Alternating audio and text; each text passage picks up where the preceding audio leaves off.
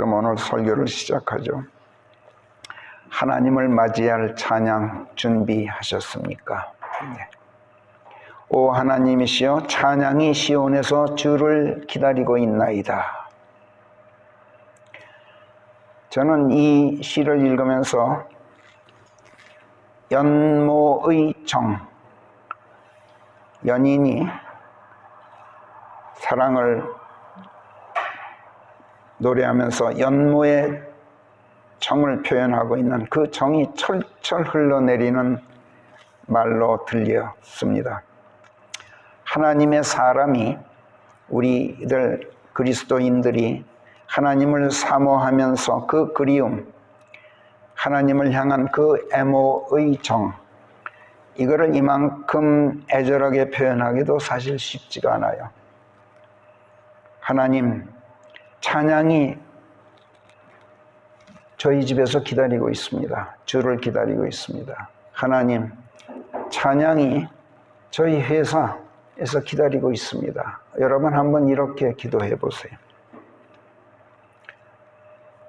이 사모의 정은 멀리 떨어져 있는 연인을 막연히 그리워하는 그런 단순한 그리움이 아닙니다.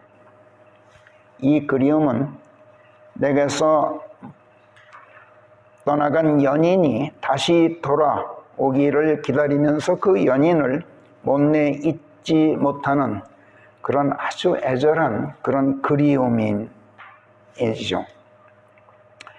이별할 때는 어쩔 수 없이 떠나보냈지만 떠나보내놓고 보니 붙잡지 못한 것을 탄식하면서 슬퍼하면서 다시 돌아오기를 간절히 기다리며 남몰래 흐느끼는 그런 사람이 아니면 이런 시를 쓰지 못합니다.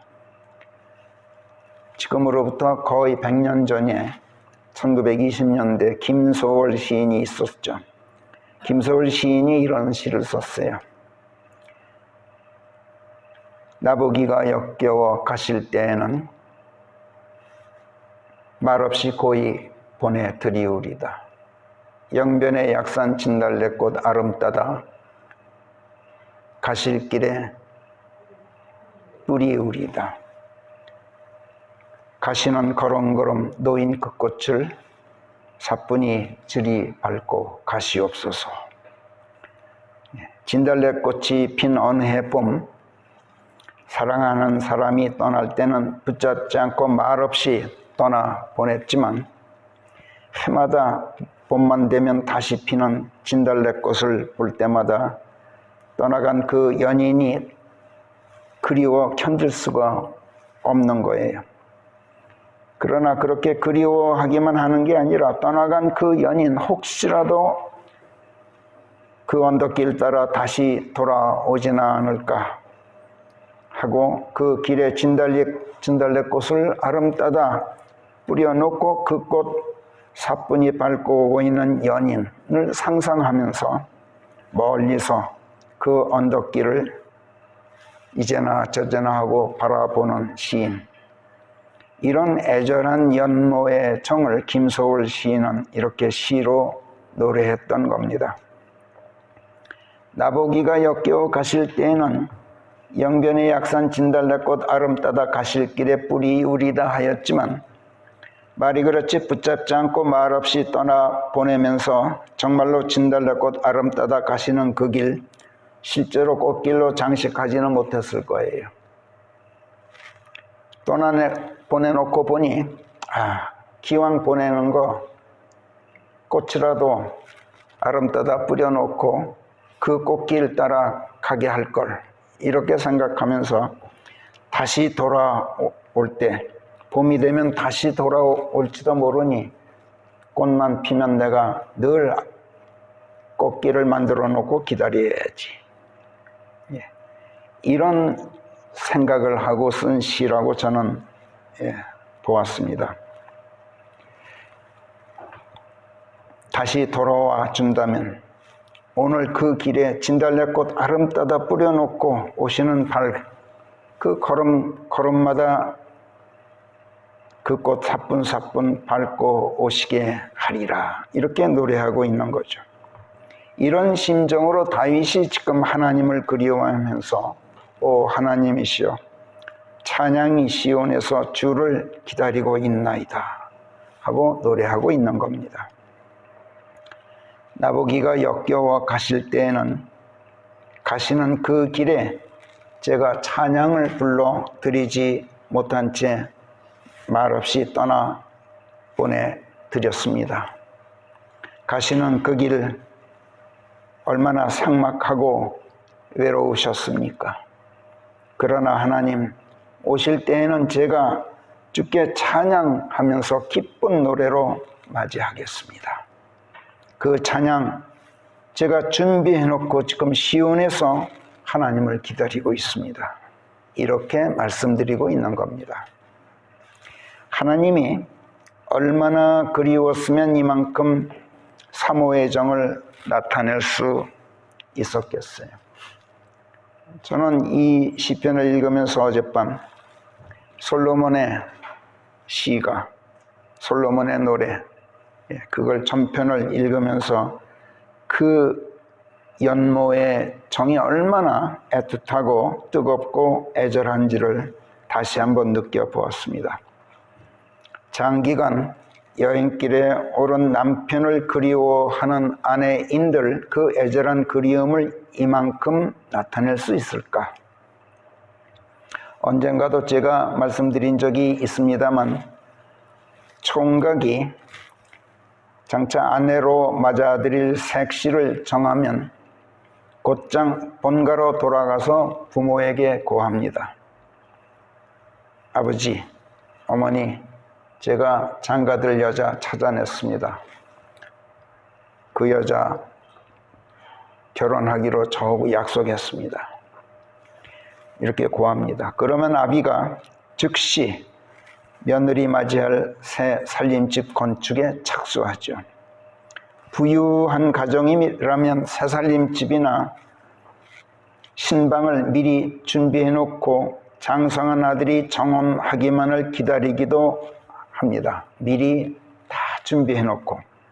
그러나 대부분 그렇지가 못하고 이제 아들이 와서 이렇게 고할 때 이제 그때부터 신방을 준비하기 시작합니다.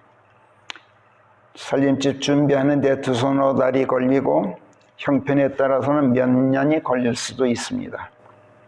신혼집이 마련되면 그 즉시 신랑이 신부집으로 달려갑니다. 그리고 대문을 두드리면서 나오시오 하고 소리칩니다.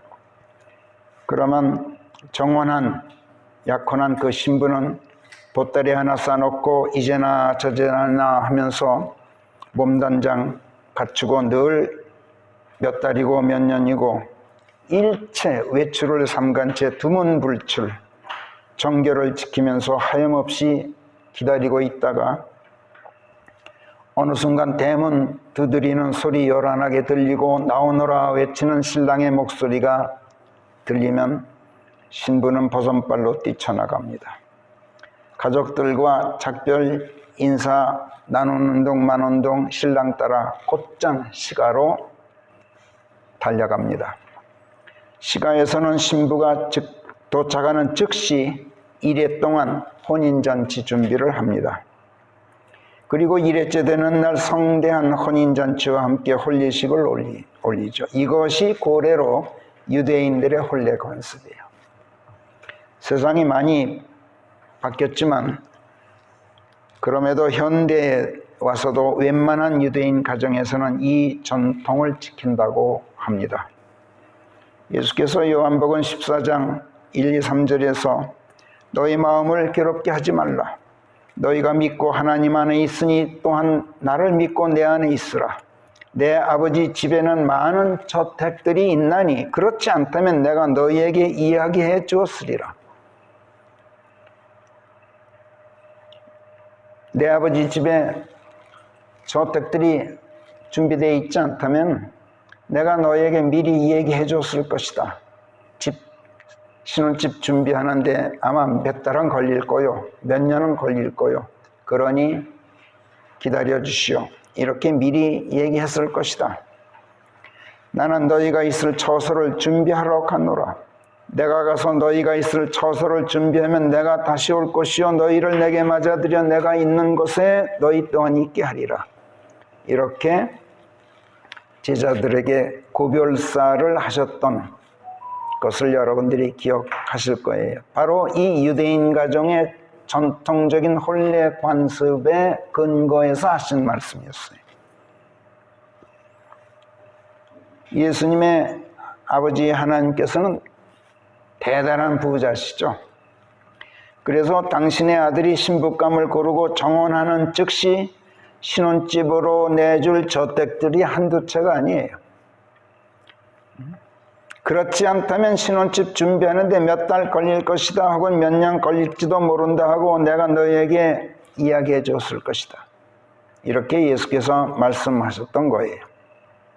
내 아버지 집에는 미리 준비해둔 저택들이 많아서 새삼스레 신혼집 마련하고 자시고 할 필요도 없다.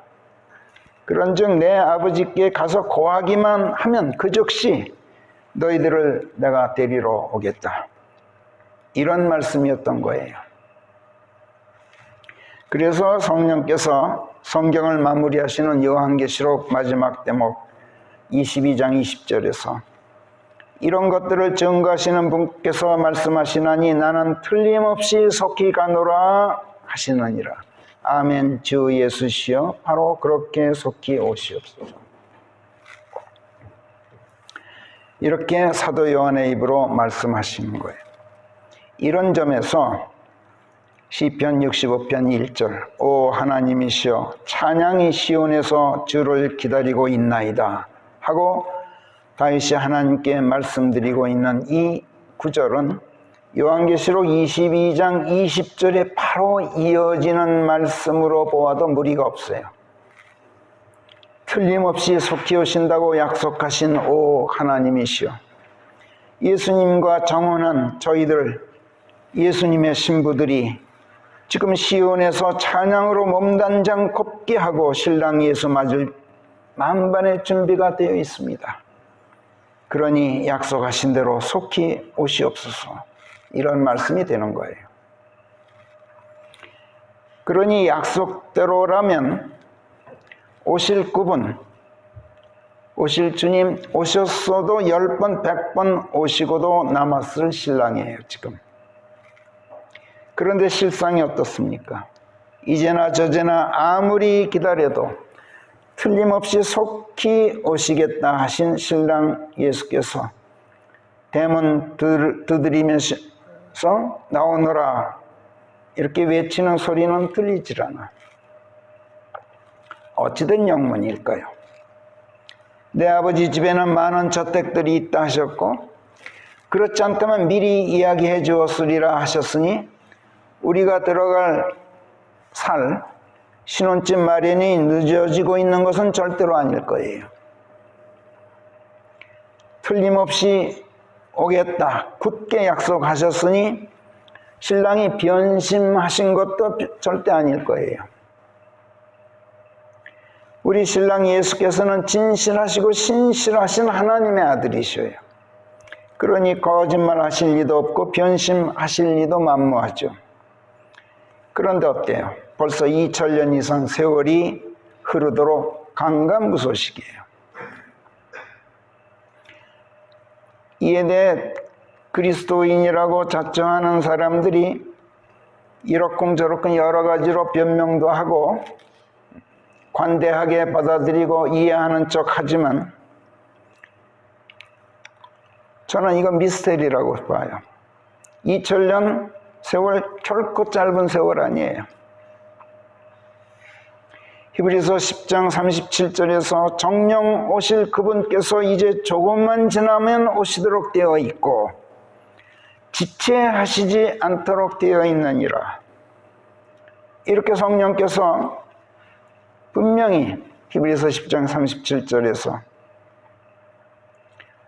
예수 그리스도 우리 신랑의 오심 그 확실성과 신속성을 재확인해주고 있어요.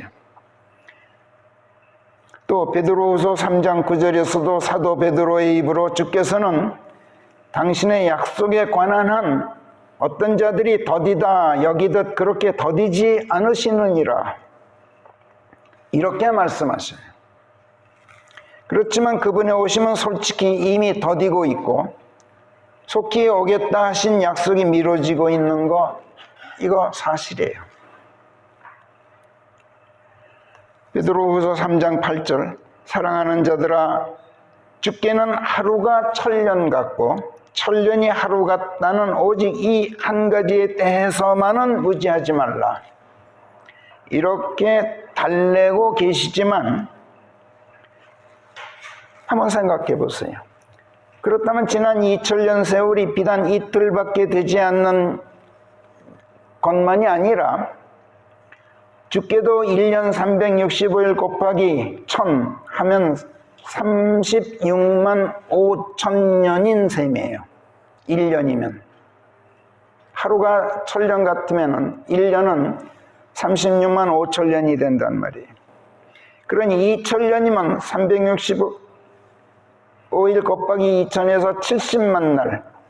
70만 날 곱하기 1000 하면은 무려 7억 년. 지난 2000년은 하루가 1000년 같은 주님께도 무려 7억 년이나 되는 장구한 세월이 된단 말이에요. 겨우 이틀이기도 하지만 무려 7억 년이나 되는 참으로 길고도 긴 세월이 흘렀어요. 주님께도 그렇단 말이에요. 우리에게는 2000년이지만. 그러고 보면 주께서는 당신의 약속에 관한 어떤 자들이 더디다 여기듯 그렇게 더디지 않으시느니라 하시는 이 말씀은 아무리 관대하게 이해하고 받아들이려고 해도 억지 변명으로밖에 들리지 않아요.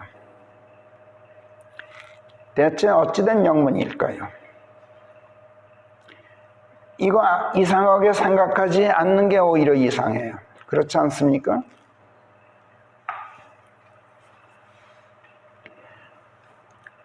그리스도인이라고 자처하는 사람들 중에서도 주님의 오심을 기다린다고 자주 말하는 사람들, 그들일수록 오히려 그리스도의 재림이 늦춰지고 있다는 사실에 주목하지도 않고 의아해하지도 않고 또 숙고해 보려고도 하질 않아요. 성경을 좀 읽었다 하는 목사들이나 신학자들 또는 성경 주석자들도 그리스도의 재림이 밤에 도둑 들듯이 예기치 못한 때 돌발적으로 일어나게 되리라는 성경 말씀에 근거해서 그분의 재림에 관한 한 성경은 그 확실성과 돌발성을 말씀할 뿐 신속성을 약속하지는 않는다라고 주장해요. 그 사람들 성경을 안 읽는 모양이야. 분명히 예수께서는 Surely I come quickly 그랬어요. 틀림없이 나는 온다 quickly. 빨리 온다, 속히. 그래서 제 개인적인 생각이지만 그리고 전에도 제가 수차 말씀드린 바 있지만 그분의 오심이 지체되고 있는 문제에 관한 한 신랑이신 예수께 문제가 있는 게 아니라 필시 이건 신부인 내게 문제가 있는 거예요. 아까 유대인들의 결혼 풍습에 대해서, 관습에 대해서 제가 말씀드렸던 것은 이걸 설명드리려고 그런 거예요. 정혼한 신부는 신랑이 거처를 마련한 즉시 와서 대문 두드리면서 나오시오 하고 외치는 순간 항시사 놓고 있는 보따리 그거 들고 항시 몸단장한테 기다리고 있다가 그냥 가족들하고 무슨 작별 인사고 자시고 할 것도 없이 그냥 뛰쳐나오게 돼 있어요. 이제나 저제나 하고 기다리면서 일체 외출을 삼간 채 두문불출하고 정결을 지키면서 그렇게 하고 있어요. 만일에 외출한 중에 신랑이 왔다가 신부가 집을 비우고 있다, 신랑 휙 돌아가고 말아요. 그럼 파혼이 되고 말아요. 신부가 몸단장을 안 하고 있다, 저 아직 준비 안 됐으니 조금만 대문 밖에서 기다리시오. 천만에 신랑 그냥 돌아가고 말아요. 항시 준비되어 있어야 돼요.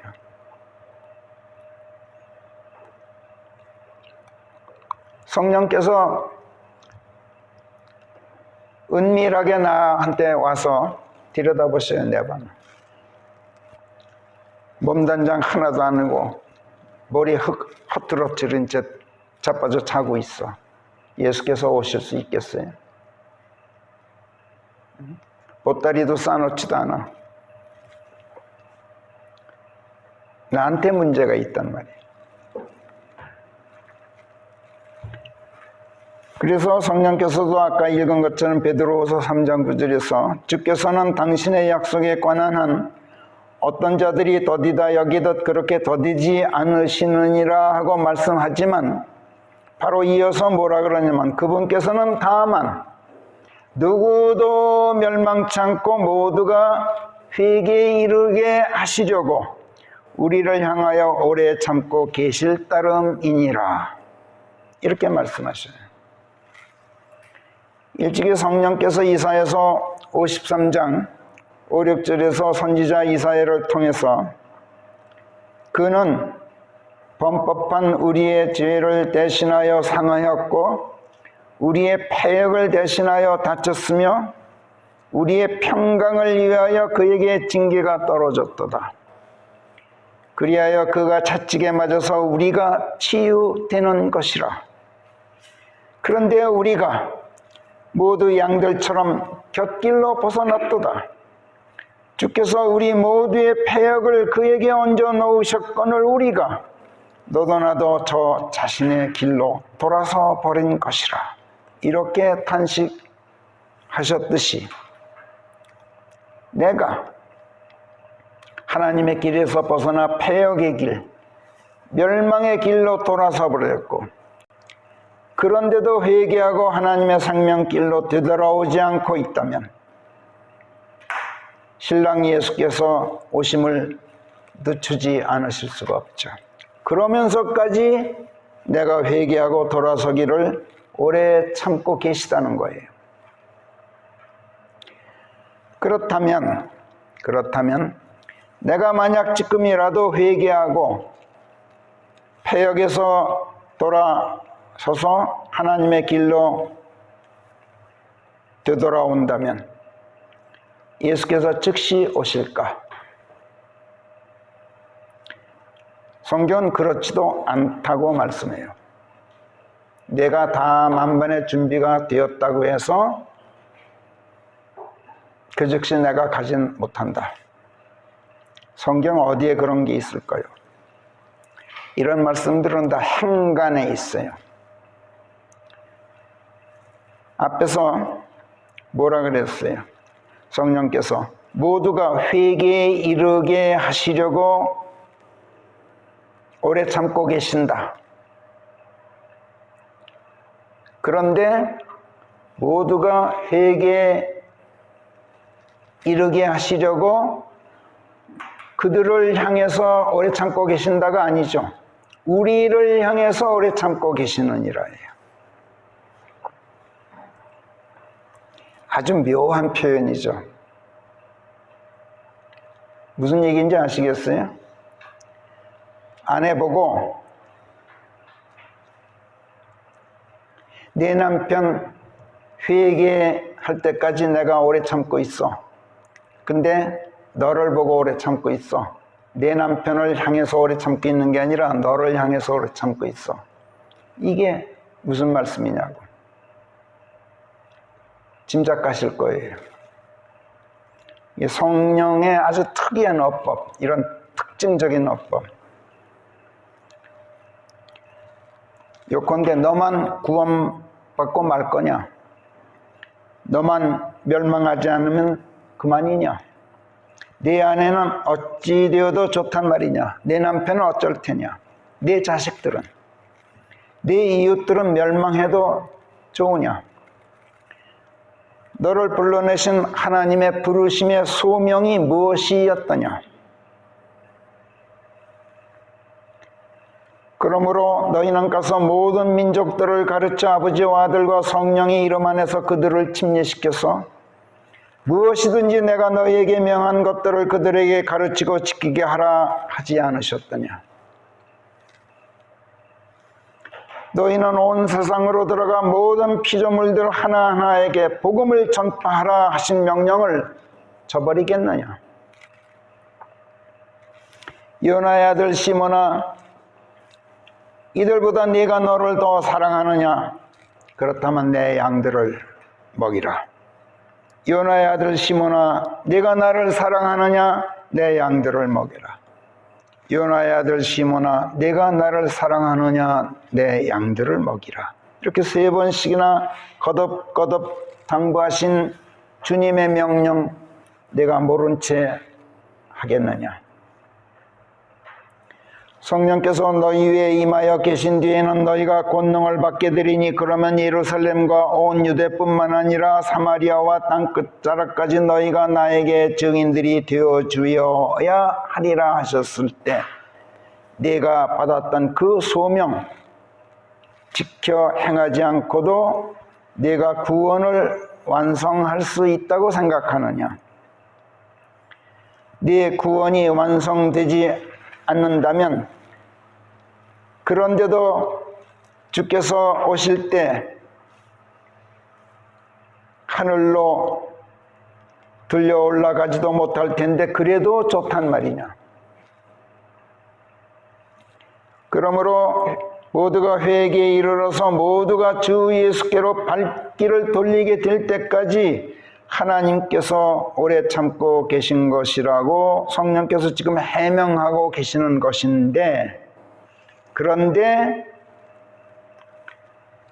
다름 아닌 우리를 향하여 오래 참고 계신다고 말씀하셔요.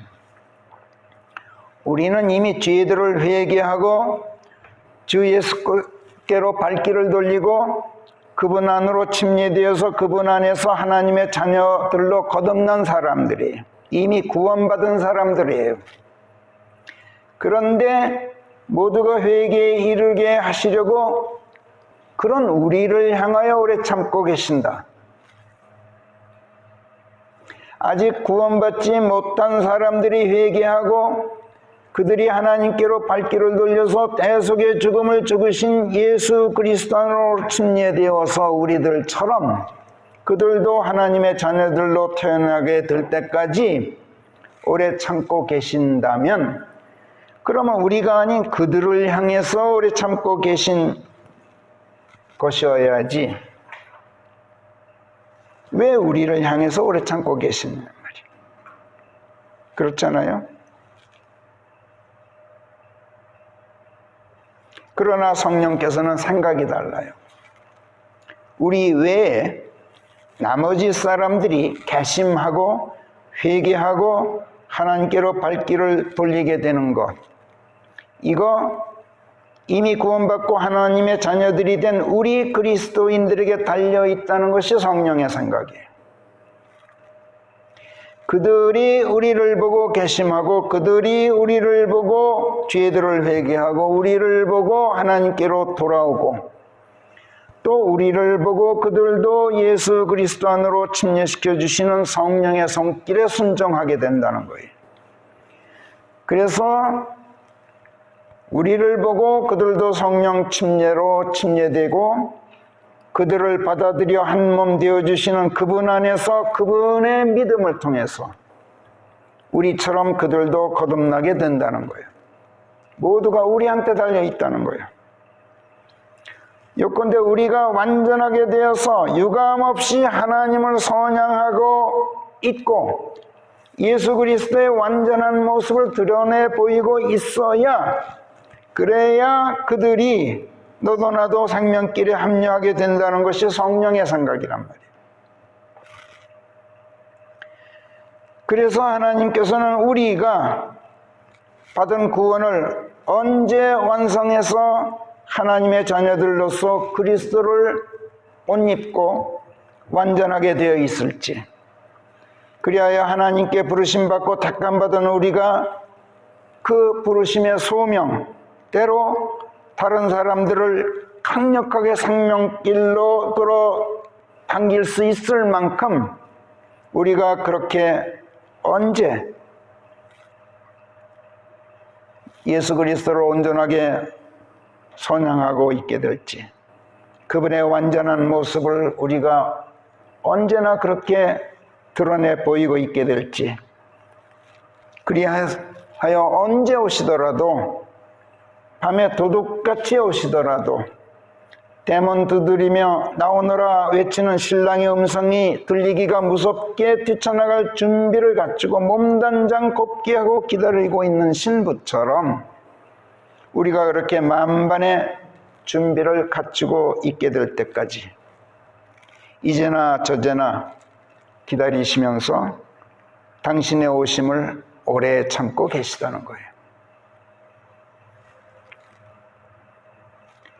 그러므로 우리가 과연 하나님의 아들 예수 그리스도와 정혼한 정말 그분의 신부라면, 그래서 이제나 저제나 신랑의 오심을 기다리고 있다면, 에베소서 4장 1절에서 그러므로 주께 붙잡혀 있는 자로서 내가 너희에게 간청하노니 너희가 부름받고 갖게 된 소명을 받도록 그에 합당하게 너희는 행하라 하고 성령께서 사도 바울의 입으로 분부하고 계시는 이 말씀을 우리가 가볍게 생각하지 말아야 돼요.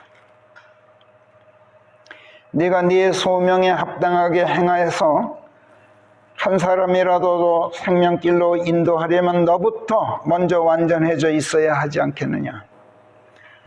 몸단장 하나도 하지 않고 앉아있다가 오늘 밤에라도 신랑이 들이닥치면 너 어떻게 할 셈이냐. 준비들 되었으니 기다리시오 할 것이냐. 준비 안 된 신부 보고 신랑이 발길을 돌리면 어떻게 할 테냐. 주의 날은 밤의 도둑과 같이 닥치게 되어 있느니라. 그날에는 하늘들이 굉음과 함께 사라지고 기초 성분들이 뜨거운 열에 녹아버릴 것이며 땅과 그 안에 만들어져 있는 것들 또한 불에 타 없어지게 되느니라. 그렇다면 이 모든 것들이 녹아 없어질 것을 생각해서라도 너희가 전적으로 거룩한 생활 태도와 신성 안에 있기 위하여 어떤 부류의 사람이 되어서 하늘들이 불부터 녹아 없어지고 기초 성분들이 뜨거운 열에 녹아버리고 말게 될 그 하나님의 날이 임하기를 기다리며 서둘러 대비하고 있어야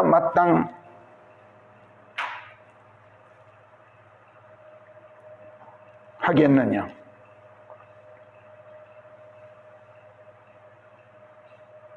어떤 부류의 사람이 되어 있어야 마땅하겠느냐. 그럼에도 불구하고 우리는 그분의 약속대로 의가 거하고 있는 새 하늘과 새 땅을 기다리고 있느니라. 그러므로 사랑하는 자들아, 너희가 이러한 것들을 기다리고 있음을 생각해서 너희가 흠없고 책 잡힐 일 없이 평강 안에서 그분께 발견되고자 힘쓰라. 그리하여 우리 주의 오래 참으심이 곧 구원이라 여길지니. 25절 말씀이 참 무서운 말씀이에요. 하나님께서 지금 오래 참고 계시는 것, 그분의 오심을 늦추고 계시는 것, 이게 바로 너희의 구원이라고 여겨라. 17절 사악한 자들의 탈선에 덩달아 이끌려서 너희 자신의 견고함에서 이탈하지 않도록 조심하라. 다만 은혜 안에서 곧 구원자 예수 그리스도 우리 주와의 암 안에서 자라라. 성장해라. 그때까지 주께서 오래 참고 계시느니라. 그분께서 약속을 안 지키시는 것이 아니고, 그분께서 준비가 덜 되신 것도 아니고, 그분께서 변심하신 것은 더더욱 아니다. 히브리서 10장 35절. 그러므로 큰 보상으로 보응되리라는 너희의 확신을 버리지 말라. 너희가 하나님의 뜻을 행한 뒤에 약속된 것을 받기 위해 너희에게 인내가 필요하기에 이르는 말이니라. 성령께서 이같이 성경 도처에서 다 이르시면서 우리를 독려하고 계셔요. 다시 오시는 주님을 맞이할 만반의 준비가 되었을 때 우리는 비로소 오 하나님이시여, 시온에서 찬양이 주를 기다리고 있나이다 하고 말씀드리면서 주님의 오심을 재촉할 수가 있게 돼요. 우리 주의 오래 참으심이 곧 구원이라 여기라 하시는 베드로후서 3장 15절 이 말씀, 우리들 모두에게 참으로 엄중한 말씀이에요. 찬양이 주를 기다리고 있나이다. 이 말씀은 몸단장 끝내고, 항상 몸단장을 끝내고 신랑 맞을 준비가 완전히 갖춰진 신부만이 할 수 있는 말이에요. 이제나 저제나 연인 다시 돌아오기를 기다리는 사람이 영변의 진달래꽃 아름 따다 오실 길에 뿌려놓지도 않고 오시는 걸음걸음 그 꽃들이 밟고 오시옵소서 하고 노래할 수 있겠어요? 다시 오시는 주님, 시온에서 맞아야 할 사람이 그분께 드릴 찬양 준비해 놓지 않고 오시는 길 걸음걸음마다 주 찬양하는 노래 들으시면서 영광 중에 오시옵소서 하고 말씀할 수 있겠느냐 말이에요. 이건 거짓말이에요. 마음 반듯한 사람이라면 어찌 감히 하나님께 이런 거짓 노래를 할 수 있겠어요? 시편 33편 1절에서 오 너희들 의로운 자들아, 주 안에서 기뻐하라. 마음이 반듯한 자들에게는 찬양이 어울리느니라. 마음 비뚤어진 자들은 찬양 어울리지 않는다는 얘기예요. 찬양이 뭡니까? 성경은 하나님께서 정말로 기뻐하시는 희생제물은 바로 찬양이라는 희생제물이라고 말씀해요. 찬양.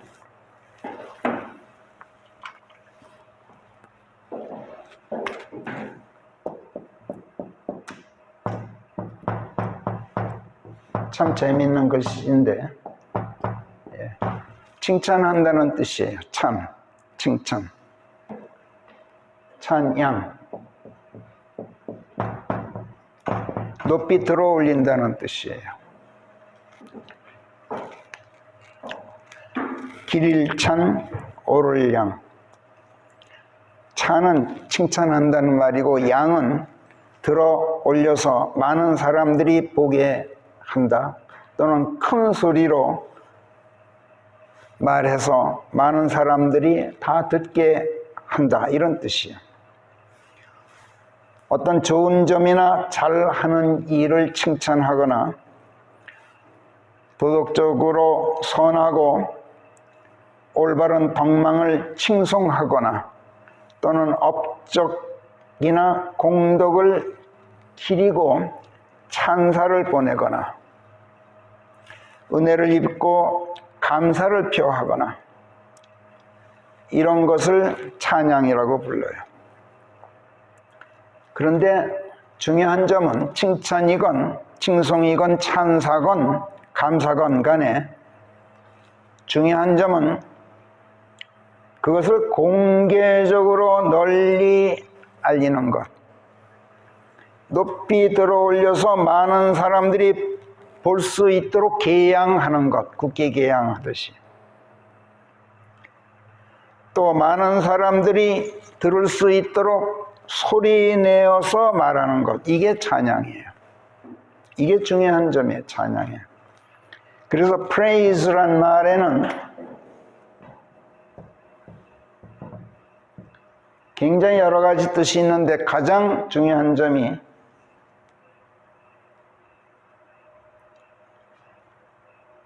그냥 찬양 그러면 노래만 생각하게 돼요. 그런데 선언한다. 모든 사람들이 듣도록 선언한다. 이런 뜻이 항상 이 praise란 말 속에 들어가 있어요. 그래서 찬양은 은밀하면 찬양이 아니에요.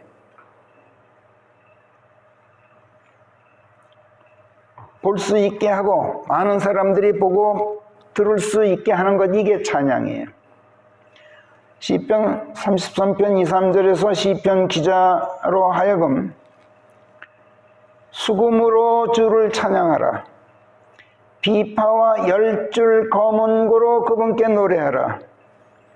큰 소리로 능란하게 연주하며 그분에게 새 노래를 부르라. 이렇게 독려하셔요. 이렇게 고무하도록 사람들에게 하나님을 선양해 보이도록 이렇게 독려하셔요. 시편 57편 8절 9절에서도 내 영광아 깨어 일어나라. 현금과 수금아 깨어라. 나 자신이 일찍 깨어 일어나리라. 오 주여, 제가 백성 가운데서 주를 찬양하겠나이다. 제가 민족들 가운데서 주께 노래하겠나이다. 골방에 들어가서 혼자 몰래 하나님을 찬양하는 게 아니라 백성 가운데 뛰쳐나가서 큰 소리로 노래하면서 하나님을 알리겠습니다. 측량 다 할 수 없는 그 사랑, 그 영원하신 사랑을 제가 많은 사람들에게 알리겠습니다. 시편 77편 22절에서도 오 저의 하나님이시여, 제가 또한 현금을 뜯으며 곧 주의 진리를 찬양하겠나이다. 오 주 이스라엘의 거룩한 유일자시여, 제가 수금을 타면서 주께 노래하겠나이다. 81편 1, 2절에서도 우리 힘이신 하나님께 큰 소리로 노래할지니 야곱의 하나님께 즐거운 소리 요란하게 내어라. 소고를 이리 내오고 비파와 함께 흥겹게 수금을 뜯으면서 시를 읊으라. 또 92편 14절에서도 오 지극히 높으신 지존이시여, 주께 감사들을 드리는 것, 그리고 주의 이름에 찬양들을 노래하는 것은 선한 일이옵니다. 아침이면 주의 자애로우심을 드러내 보이고 선양하고, 밤마다 주의 신실하심을 드러내 알리는 것, 선양하는 것, 10줄 현악기에 맞추고 비파에 맞추어 그리고 수금에 맞추어서 장엄한 소리로 그리하는 것은 선한 일이옵니다.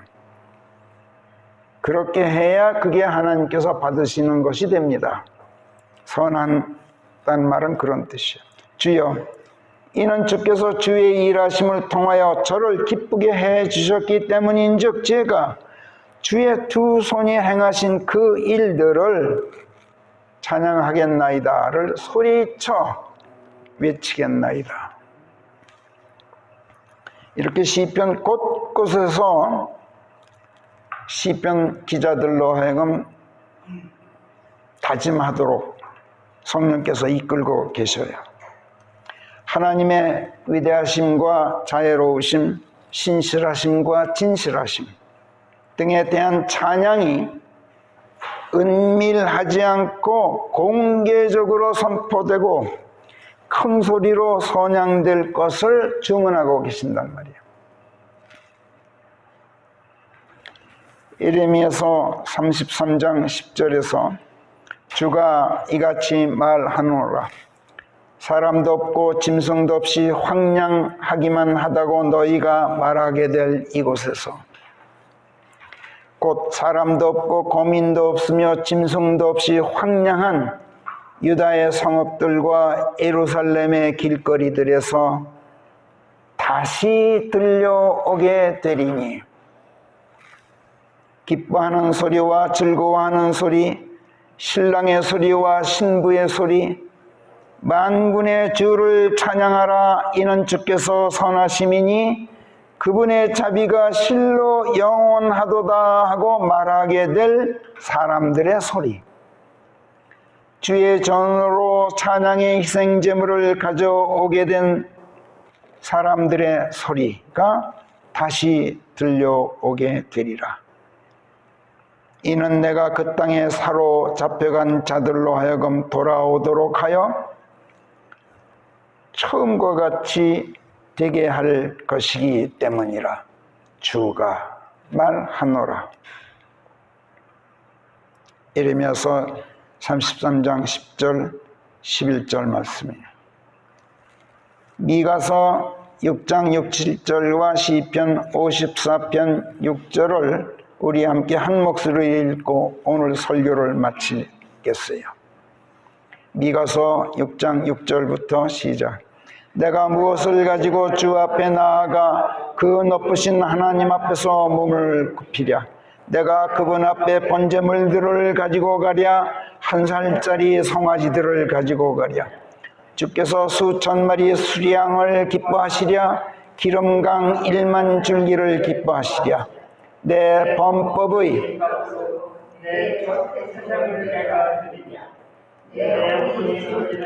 죄값으로 내 몸의 열매를 드리랴. 예. 그 다음에 시편 53편 6절 시작. 제가 주께 아낌없이 희생 제물을 드리겠나이다. 오 주여, 제가 주의 이름을 선양하겠나인.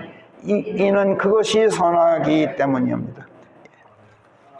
하나님께서 선하게 여기시는 희생 제물은 주의 이름을 선양하는 찬양이라는 거예요.